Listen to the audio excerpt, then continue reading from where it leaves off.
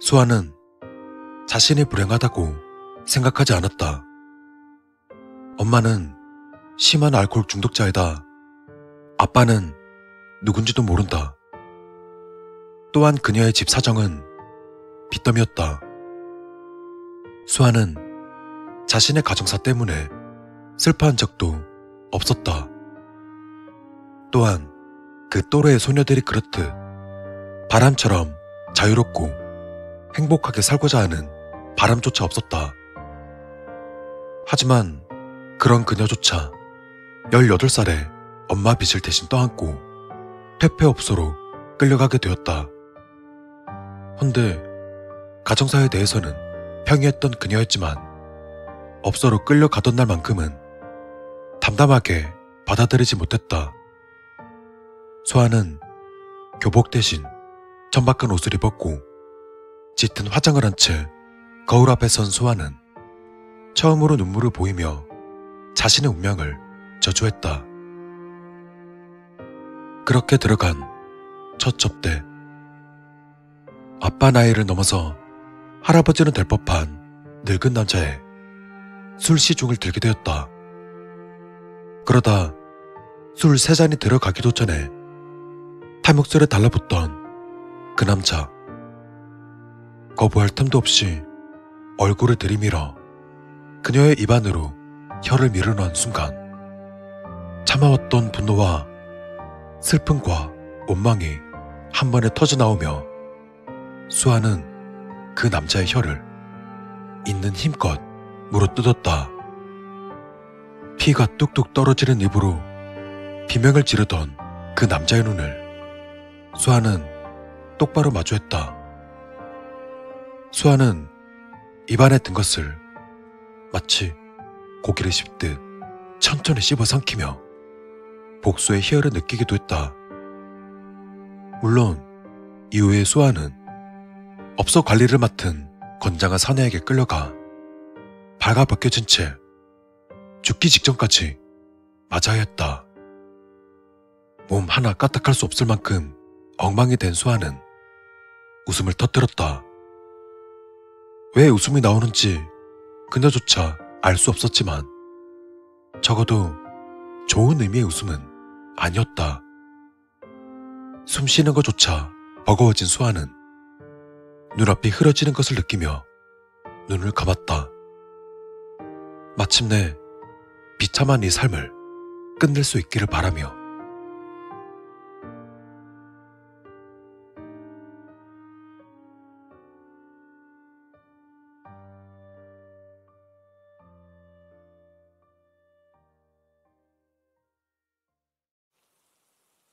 하지만 신의 자비인지 악마의 장난인지 그녀는 죽지 않고 다시 눈을 떴다.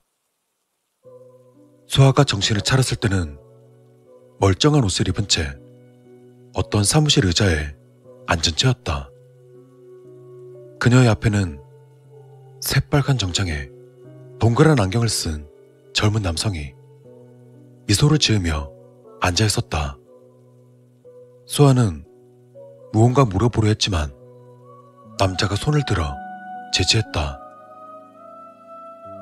잠깐, 아무 말도 하지 마. 내가 말하는 건 좋아하거든. 근데 남이 떠드는 소리를 듣는 건 별로 좋아하지 않거든. 그러니까 이 미열 생각하지 말고 가만히 있어. 수아는 아무런 말도 하지 못했다.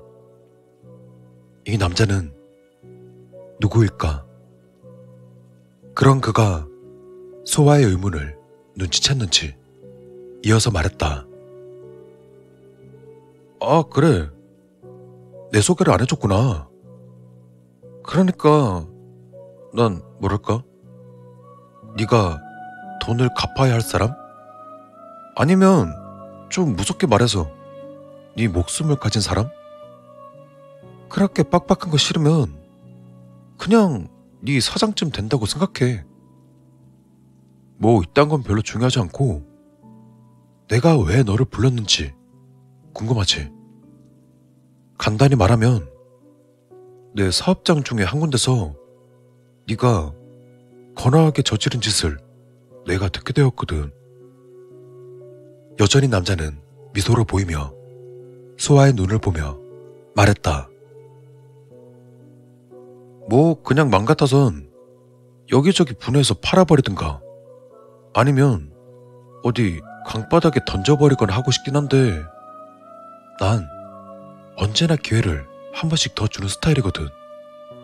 그래서 마지막으로 너한테 기회를 주려고. 남자가 손을 가볍게 들어 보이자 검은 정장 차림의 남자 하나가 나타나 수아의 앞으로 빈 접시와 나이프를 내려놓았다. 그러니까 살고 싶으면 나한테 보여줘. 네가 얼마나 미치고 독한 년인지. 아, 진짜 독하게 벌어서 어떻게든 손에 입은 거 메꿀 정도로 광기가 넘치는 애구나. 나는 생각이 들도록 해보란 말이야. 수아는 이게 무슨 의미인지 어렴풋이 알 수 있었다. 눈에는 눈, 이에는 이. 그 늙은이한테 했던 짓 네가 니한테 직접 다시 해봐. 할 수 있다면 살려줄게.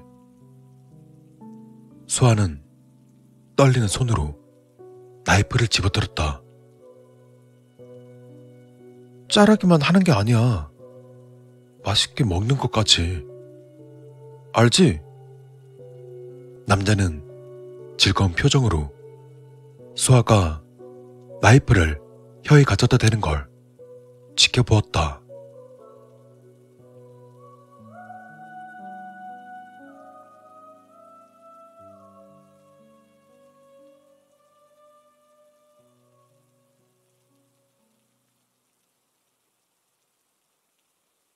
꽃님이는 잠에서 깨어나 천천히 눈을 떴다.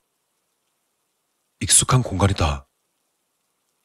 사람의 시체를 고기로 만들어 내보내는 인육 공장이었다. 몸을 일으킨 꽃님이는 방금 전 꾸었던 꿈을 떠올렸다. 아주 오래전의 일이었다.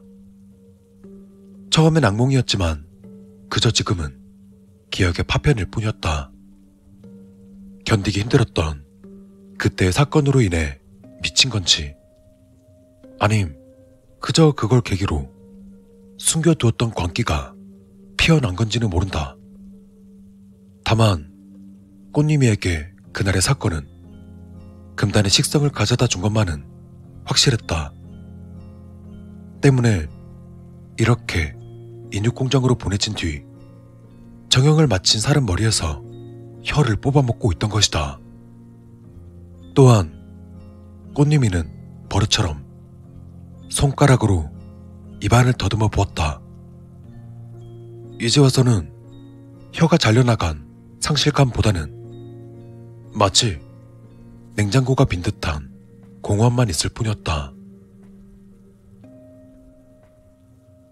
마지막으로 싱싱한 혀를 먹은 게 벌써 한 달이 넘었다. 아무래도 새로운 정형사를 구하는 데는 시간이 좀 더 필요한 모양이었다. 고기가 없는 정형 공장에서 꽃님이 갈 수 있는 일은 아무것도 없었다. 그저 무의미하게 청소하고 정리하고 동네로 나가 먹을 것들을 사오곤 한다. 그래도 정적적하면 침대 아래에서 가방을 꺼내 펼쳐놓는다. 엄청난 현금 다발. 그 붉은 옷의 남자가 수아를, 아니 꽃님이를 마음에 들어해서 특별히 더 챙겨준 것인지 아니면 그저 제정신으로 하기 힘든 일이기 때문에 페이가 좋았던 건지 이미 그 많았던 빚도 다 갚았고 벌써 상당한 돈이 쌓여 있었다. 마음만 먹으면 이 돈을 가지고 이 공장 밖으로 당당히 걸어 나갈 수 있겠지만 꽃님이는 그러고 싶은 마음이 전혀 없었다. 이곳에서 나가면 안전하게 꽃님의 식욕을 해소할 수 없을 테니까. 꽃님아. 운송을 담당하는 김 실장의 목소리다. 꽃님이는 서둘러 돈을 가방에 쓸어 담고는 밖으로 나갔다. 혹시 정형사를 데려온 것일까?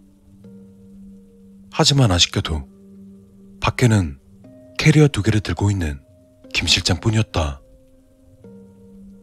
좀 일이 있어서 당분간 여기 사려고 있어야겠다. 새로운 정형사 구하는 건 딱히 어렵지 않은데 요새 경찰들이 여기저기 들쑤시고 다니더라. 당분간 식당도 닫고 여기도 운영 못하겠어. 나도 여기서 한 2-5달 수그리고 있을 거야. 꽃님이는 크게 실망하며 고개를 끄덕였다. 아무래도 당분간은 시체가 들어오지 않을 모양이었다. 꽃님이는 캐리어를 안으로 옮기며 슬쩍 김 실장을 바라보았다. 아, 젠장. 이 총구석에 갇힐 생각하면 눈앞이 깜깜하네. 담배를 꺼내 입술을 살짝 적시는 김 실장. 그의 입술을 슬쩍 훑어 지나가는 그 혀를 본 꽃님이는 자신도 모르게 침이 고이는 걸 느껴야 했다. 물론 그저 생각만 할 뿐 김 실장의 혀를 뽑아먹을 생각 따위는 하지 않았다. 김 실장은 그때의 그 정형사처럼 바보스러운 남자가 아니다. 하지만 그럼에도 불구하고 연신 김 실장의 모습을 흘끗거리는 꽃님이었다.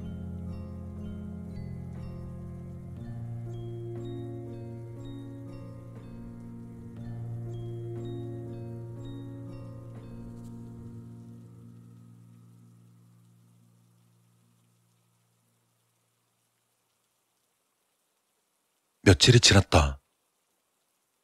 시간을 잘 보내는 꽃님이와는 달리 김 실장은 이곳에서의 생활이 힘든 모양이었다. 한동안 동네 파출소 소장과 술을 마시러 다니는가 싶더니만 그마저도 지겨운지 그냥 누워서 TV나 보고 있었다. 꽃님아. 샤워를 마친 젖은 머리의 꽃님이를 김 실장이 불러 세웠다. 잠깐, 이리 와봐. 꽃님이는 아무 말 없이 김 실장 앞에 섰다. 가벼운 추리닝에 얇은 티 하나만 입고 있는 꽃님이의 모습은 묘하게 새끼가 흘러나오고 있었다. 잠시 꽃님이를 바라보던 김 실장은 이내 고개를 젓더니 다시금 TV를 바라보았다. 아니다. 가봐. 꽃님이는 조금 실망하며 자신의 방으로 돌아갔다. 혹시나 하는 기대마저 사라지고 나자 참아왔던 욕구가 스멀스멀 기어나오고 있었다. 부드럽게 감겨오는 그 살덩이의 탄력과 까끌하면서도 질깃한 식감. 이를 앙 담을 때마다 입안 가득 퍼지는 혈향과 육향. 짐승 따위의 혀에서는 전혀 느낄 수 없는 그 특유의 맛. 아니, 어쩌면 단순히 맛이 아니라 인간이 인간을 먹는다는, 눈으로 볼 수 있는 가장 연약한 것을 취한다는, 자신을 깔보고 무시하는 이들의 약점을 뺏는다는 그런 쾌락 때문인지도 모른다. 먼 옛날 수아라고 불리던 시절 처음으로 느꼈던 그 쾌락처럼 거기에 생각이 미치자 수아는 몸을 떨었다. 그랬었다. 살아있는 사람에게 직접 물어뜯는 혓바닥.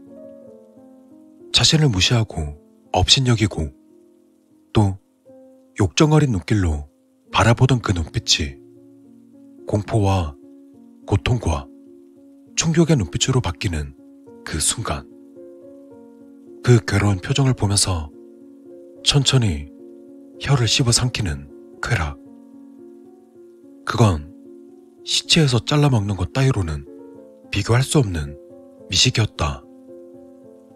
꽃님이는 지금껏 시체 혀에만 만족했던 자신이 우스워지기 시작했다.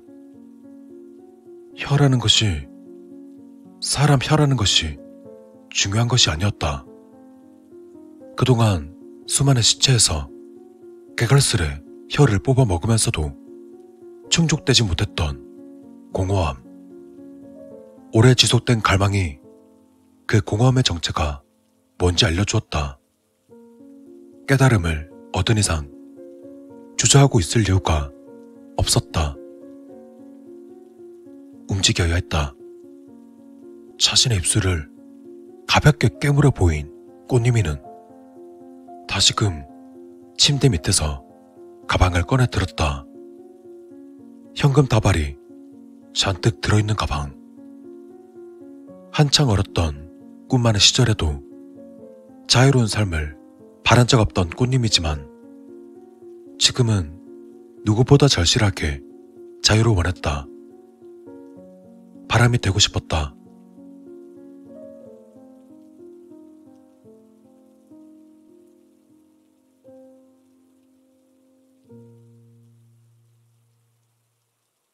꽃님이는 분주하게 움직이며 가방 안으로 자신의 짐들을 집어넣기 시작했다. 10년 가까이 지낸 곳이지만 짐이라고는 옷가지 따위가 전부였다. 앞으로 꽃님이는 조금씩 욕심을 부려보기로 마음먹었다. 꽃님아, 가서 맥주 좀 사와. 거실에 있는 김 실장 목소리에 꽃님이는 가방을 둘러매고 방에서 나갔다. 외출복 차림에 가방까지 둘러맨 꽃님이를 보고서 김 실장은 의아해하며 물었다. 뭐야? 어디 가게? 꽃님이는 어깨를 으쓱거리고는 그 자리에 가방을 내려놓고 정육도마로 향했다. 너무도 자연스러운 움직임에 김 실장은 꽃님이가 정육칼을 집어들고 자신의 코앞까지 다가왔을 때야 정신을 차릴 수 있었다. 야! 하지만 김 실장의 말은 꽃님이가 찔러 넣는 칼에 막히고 말았다. 뒤늦게 꽃님이를 밀쳐냈지만 이미 김 실장의 목에서는 많은 피가 쏟아져 나오고 있었다. 꽃님이는 고통스럽게 바닥을 구르는 김 실장을 한동안 기분 좋게 바라보다 천천히 쓰러진 김 실장 위로 자신의 몸을 포개었다. 김 실장은 공포에 떨어대며 피했지만 꽃님이는 야릇한 미소를 지은 채 김 실장의 얼굴을 양손으로 감싸치고는 천천히 입을 맞추었다. 잠시 후 김 실장의 비명과 함께 꽃님이는 꿈틀거리던 김 실장의 혀를 뽑아 물고서 천천히 음미하며 씹어대기 시작했다. 물론 김 실장의 눈을 가만히 바라보는 건 역시 잊지 않았다. 우월감. 지금껏 꽃님이 자신을 노예나 짐승 정도로 생각하던 김 실장을 내려다보며 그의 혓바닥을 씹어먹는 이 쾌감. 등줄기에서 시작해 짜릿한 쾌락이 온몸을 훑고 지나가자 순식간에 공허함이 채워져 갔다. 와중에도 김 실장은 연신 입에서 피를 토해내며 뭐라고 말하고 있었다. 바람 빠진 소리만 나올 뿐이었지만 꽃님이는 김 실장이 무슨 말을 내뱉는지 알 수 있었다. 김 실장은 욕설을 내뱉으며 이름을 부르고 있었다. 아니, 정확히는 피 때문에 팔려오면서 포주가 멋대로 지은 그 이름을 부르고 있었다. 입안에 있는 혓바닥을 전부 씹어삼킨 꽃님이는 천천히 김 실장으로 몸을 숙였다. 난 꽃님이가 아니야. 내 이름은 수아야. 거의 10년 만에 듣는 자신의 목소리에 수아 자신 역시 크게 놀랐지만 김 실장은 그야말로 경악하고 있었다. 오래전 의사는 말을 하지 못하는 것이 구조적 문제가 아닌 심리적인 이유라곤 했지만 그간 수없이 노력해도 한마디조차 낼 수 없었기 때문에 사실상 포기하고 있던 목소리였다. 하지만 조금 어눌할지언정 말을 하는 데에는 전혀 거부감이 없었다. 수아는 전에 없었던 활짝 웃는 표정으로 일어나 내려놓았던 가방을 들고 밖으로 나섰다.